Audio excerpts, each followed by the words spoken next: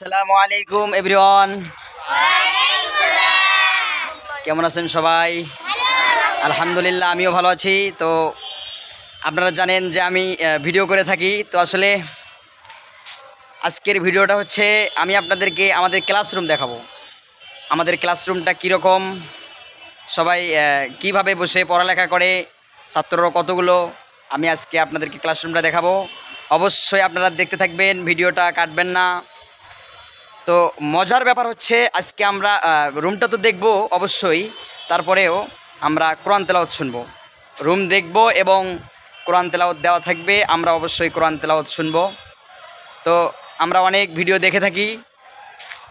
আজকে আমি আশা করব যে আপনারা এই ভিডিওটি শেয়ার করে দিবেন, শেয়ার করে অশেষ সওয়াবের ভাগিদার হবেন ইনশাআল্লাহ। চলুন আমরা তাহলে আমাদের রুমের ভিতরে প্রবেশ করে আমরা রুম দেখতে থাকি। أن تداركه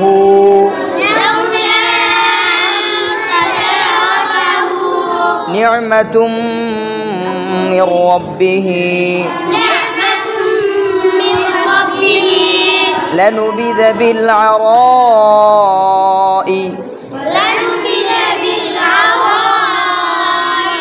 وهو مذموم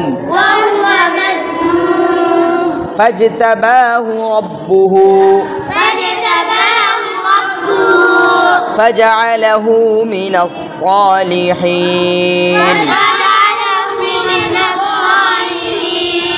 وإن يكاد الذين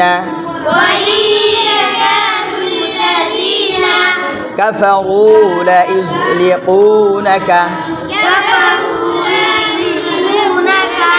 بأبصارهم لما سمعوا الذكر ويقولون إنه لمجنون وما هو إلا ذكر للعالمين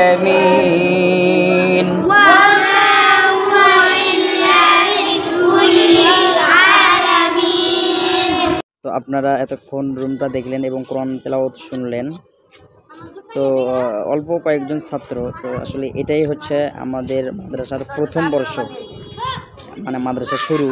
তো ছাত্ররা ভর্তি হচ্ছে, ইনশাআল্লাহ দোয়া করবেন যেন আল্লাহ রাব্বুল আলামিন ছাত্র দিয়ে ভরপুর করে দেন।